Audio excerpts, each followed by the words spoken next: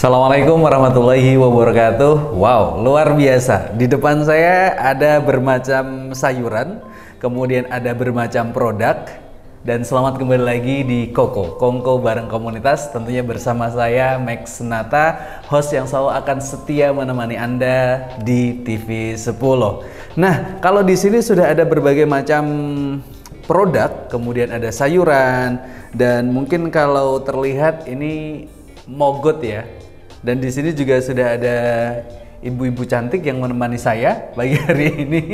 Selamat pagi Ibu Sukamti. Selamat pagi. Selamat pagi Ibu Lilis. Selamat pagi. Apa kabar hari ini? Alhamdulillah. Sehat ya Bu ya?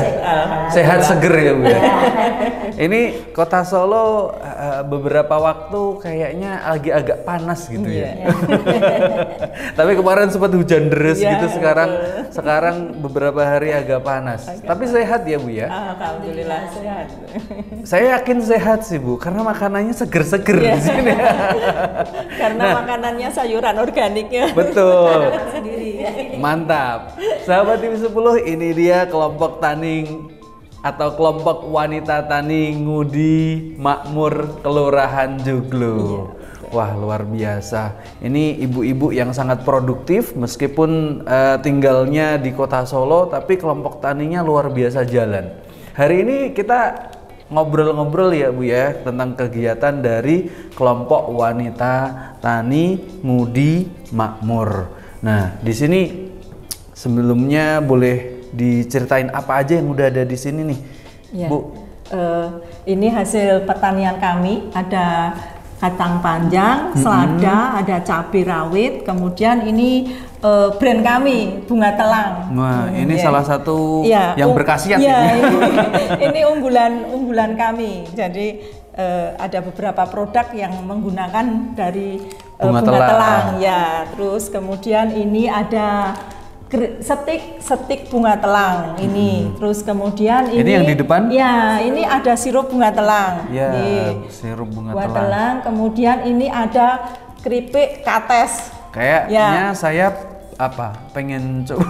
Boleh. Karena belum pernah makan keripik kates. Biasanya oseng kates saya. Ini keripik kates itu kayak usus. Oh gitu. Wah, kayaknya enak ini. Gurih kayak usus, kemudian ini onde-onde. Iya. Kemudian ini yang stik ini ya stik dari daun kelor. Stik dari daun kelor. Nah, ini salah satu yang membuat saya sedikit nggak geli sih sebenarnya. Mungkin ibu-ibu yang geli.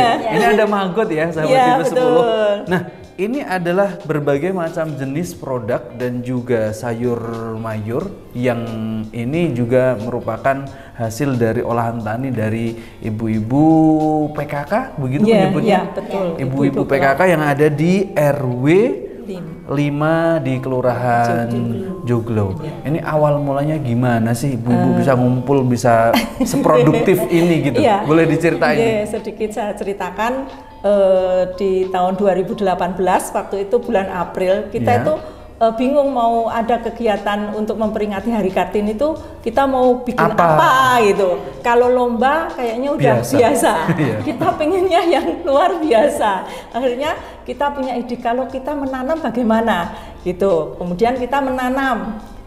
Alhamdulillah dengan lahan yang nggak begitu luas, sekitar 70 meter kita tanami. Waktu itu ada terong, ada tomat, ada cabai. Kemudian alhamdulillah mau tumbuh dan berbuah. Kemudian kita langsung matur Pak Lurah saya menanam seperti itu. Berarti ini tanah kelurahan ya? Bukan, itu tanah milik warga dan dipinjamkan kepada kami. Baik. Kemudian kita matur Pak Lurah, kemudian diapresiasi sampai dengan ke kecamatan. Akhirnya kita waktu itu ikut lomba hatinya PKK tahun 2018 juga. Di tahun yang sama ya? Di tahun yang sama kita ikut lomba hatinya PKK tingkat kota dan menang juara 1. Wah, keren. Baru awal kemudian kita menang, jadi kita lebih semangat lagi. Waktu itu sudah ada nama kelompok wanita tani belum? Oh, jadi hanya ide kreativitas saja ya dari ibu-ibu ya? Di awal pengen berkegiatan di Hari Kartini itu tadi. Jadi belum punya. Akhirnya kebun kita itu dinamai kebun hatinya PKK saja. Karena itu tadi menang gitu ya. Kita menang. Kemudian harusnya tahun 2019 kita maju ke tingkat provinsi karena ada COVID. Jadi kita tidak jadi berlomba ya. Terus dari Bapak Camat mengarahkan untuk membuat kelompok wanita tani waktu itu. Maka kita bentuk kelompok wanita tani di tahun 2019. Baik. Dan kita diresmikan Pak Wali Kota waktu itu, Pak Rudi. Wah, luar biasa. Perjalanannya dari 2018, 19. Meskipun kemarin sempat kena pandemi, tapi pada akhirnya ini aktif kembali ya, Bu ya? Meskipun pandemi, justru karena kita tidak banyak aktivitas, akhirnya kita malah aktivitasnya banyak di kebun. biar sehat gitu ya? Iya, jadi di masa-masa pandemi itu kita malah banyak berprestasi di saat itu. Jadi setelah itu kita diikutkan lomba untuk lingkungan tingkat kota, kita menang juara 1. Menang lagi. Terus kita lomba vlog untuk hatinya PKK tingkat Jawa Tengah, kita menang lagi. Terus siap. kita untuk maju proklim tingkat nasional, kita menang lagi. Wah, ini kalau ngomongin prestasi luar biasa ya, sahabat TV10, dari tanah 70 meter saja. Ini kalau nggak ibu-ibunya kreatif, kalau nggak ibu-ibunya semangat gitu, mana bisa gitu ya.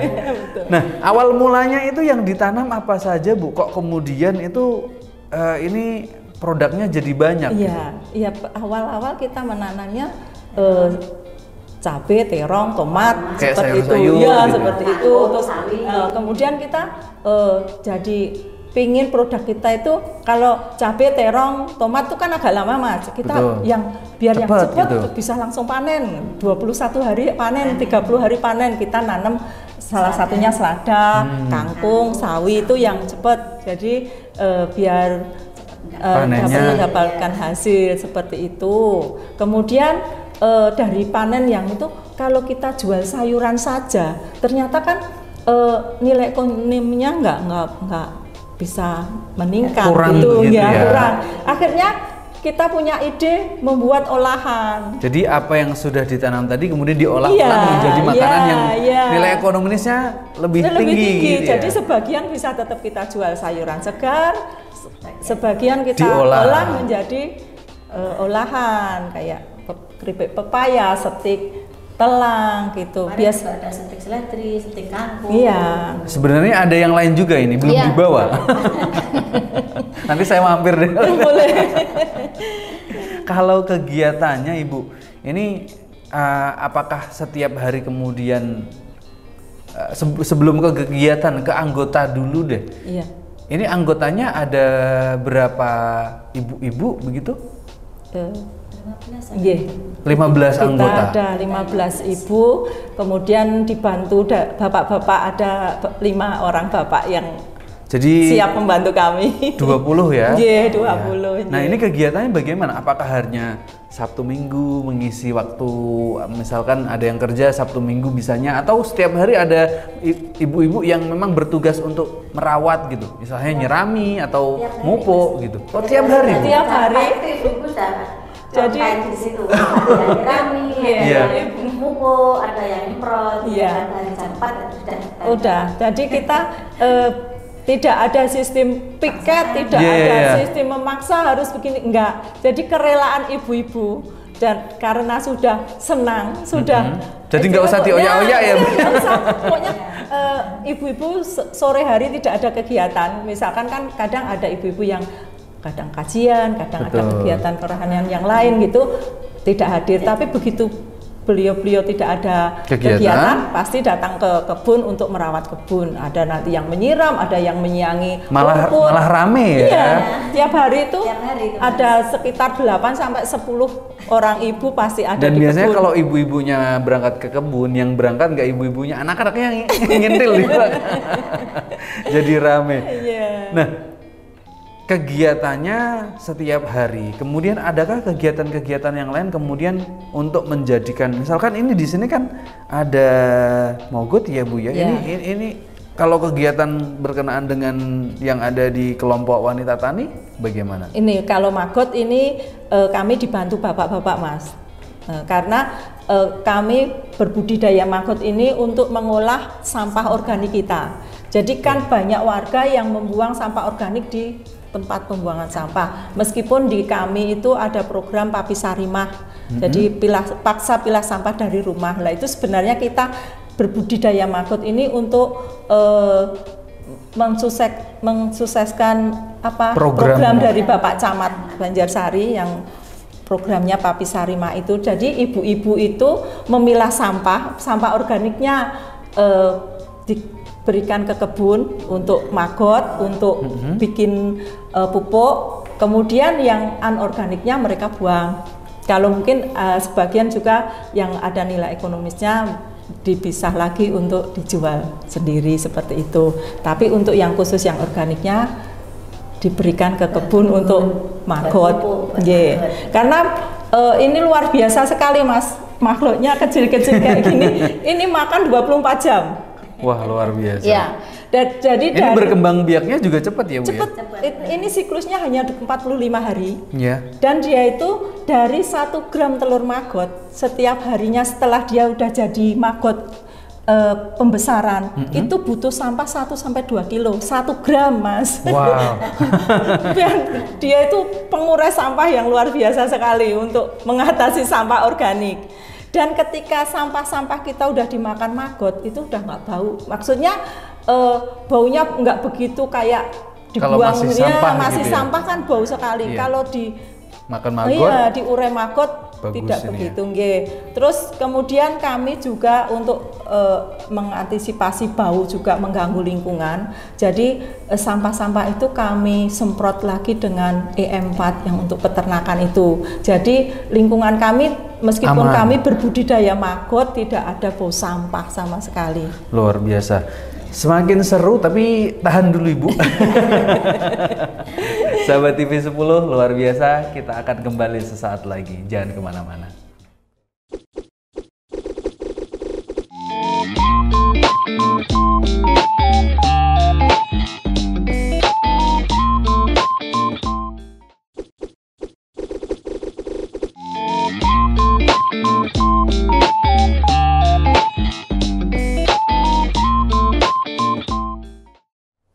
Kembali di Koko Kongko bareng komunitas, dan kali ini bersama kelompok tani atau kelompok wanita tani Ngudi Makmur dari Kelurahan Joglo. Kita lanjut lagi ngobrolnya Bu. Ini kan tadi ngomongin soal maggot ya. Iya. Yang ini adalah tugasnya pengurai sampah. Betul. Kemudian tadi untuk menghilangkan bau-bau sampahnya ada antisipasi dengan menyemprotnya gitu ya. Kalau kegiatan lain dari bertani, ini saya dengar juga dengan sejumlah prestasi tadi, kelompok wanita tani ini tuh punya kegiatan lain selain di bidang perkebunan sama pertanian gitu. Apa saja itu Bu? Ya, kami punya budidaya lele. Oh, ada lele ternyata. Iya, karena kita kan punya maggot. Maggot ini untuk pakan alternatif lele. Jadi kita bisa menghemat pengeluaran untuk pakan lelenya. Jadi kita punya lele. Kemudian dari lele itu selain kita jual dengan lele segarnya, kita juga punya olahan nugget lele dan bakso lele. Nugget lele sama bakso lele. Ini bisa bikin nugget lele atau bakso lele itu yang ada dari anggota yang bisa kemudian ngajarin atau coba-coba atau gimana? Kok kreatif sekali gitu loh. Kita hasilnya sudah coba-coba dan kita alhamdulillah udah laku, bisa dijual. Bisa dijual. Ini yang beli tetangga atau kemudian dijual di pasar tuh gimana Bu? Saya jadi penasaran. Biasa kita ini Mas, kita posting di status WA. Oh gitu. Ya. Saya mau Bu gitu. Iya. Terus testimoninya enak. Begini, kalau testimoninya ini terlalu banyak lelenya, terlalu masih rasa lele sekali. Oh gitu. Kemudian untuk yang lele segarnya juga, Bu, lelenya kok beda sama yang di pasar. Loh, bedanya gimana? Ternyata lebih enak lele kita. Oh gitu. Iya. Oh, meskipun sama-sama lele beda ya rasanya ya.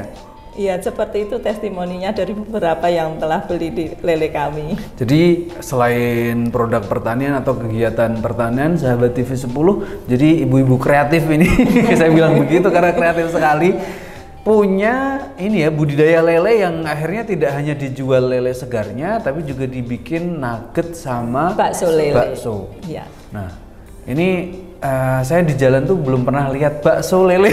Mungkin nanti bakalan ada gara-gara ibu-ibu ini. Ini selain budidaya lele, Bu, apa lagi nih? Selain budidaya lele, kita juga ada ayam. Tapi hasil dari telur ayam kita itu kita berikan kepada anak-anak balita. Jadi kita untuk warga di situ, warga gitu di sekitar kita, balita di RW. sekitar kita, agar mereka terbebas dari stunting. Seperti itu. Selain itu juga untuk melestarikan lingkungan, kita juga tetap punya produk yang ekoprint. Nah, itu kan produk yang ramah lingkungan itu. Ini saya sebenarnya agak kelihatan kalau ke sini. Kalau saya sini ngelihatnya yang kita pakai ini. Iya, saya teralihkan dunianya. Ini jilbabnya kok kayaknya ada daunnya gitu ya. Ini boleh diceritakan. Ini produknya sendiri juga? Iya, kita produksi sendiri, ya. Awal mulanya bisa ada ekoprint juga, ini gimana nih? Iya, karena memang saya pengen punya istilah bisa bikin ekoprint, tertarik sekali dengan ekoprint. Waktu itu dari kelurahan itu ada siapa yang pengen pelatihan ekoprint, kita daftar rame-rame, mungkin daftar, ternyata kita nggak ikut. Kita nggak jadi ikut karena nggak dapat slot atau sudah penuh gitu? Udah penuh, terus udah ada yang mewakili dari kelurahan, ternyata hanya 2 orang ya, Bu. Ya, terus akhirnya saya tetap berusaha belajar sendiri, kemudian pernah suatu ketika ada acara temu karya dan saya ketemu dengan komunitas ekoprint, saya banyak belajar dari beliau-beliau dan akhirnya ilmu bisa. Itu dibawa pulang. Kita coba, langsung kita coba dengan Bu Lilis, dengan teman-teman yang lain, alhamdulillah sudah bisa. Akhirnya bisa ya? Bisa. Sudah dijual gitu atau gimana? Sudah, kita selain kain kita ada pasmina, ada kerudung, ada topi. Seperti yang dikenakan sama Ibu? Ada juga tote bag. Itu kita pernah dapat pesanan dari LSM Ricolto untuk souvenir, itu jadi tote bag dari kain kanvas yang di ekoprint. Luar biasa. Ini semakin bikin kagum ya. Biasanya kalau ibu-ibu tuh nongkrong, terus mohon maaf nggak ada kerjaan gibah. Pulang-pulang suaminya belum dimasakin, tapi ini luar biasa. Ini pulang-pulang kenyang pokoknya. Ini yang menarik juga, tadi sempat ngobrol nih sahabat TV 10 tentang penghargaan, kemudian kunjungan dari mana saja yang sudah melirik kelompok wanita Ngudi Makmur ini. Iya, banyak yang sudah berkunjung ke kelompok kami yang mau belajar, mau istilahnya ada penelitian. Itu dari kelompok lain itu ada beberapa yang ada kelompok dari kelompok Tani Badran Arum, ada kelompok Bank Sampah Bunga Raya itu dari Sukoharjo. Iya, dari Sukoharjo. Iya. Kemudian dari kelompok Tani Klaten pernah.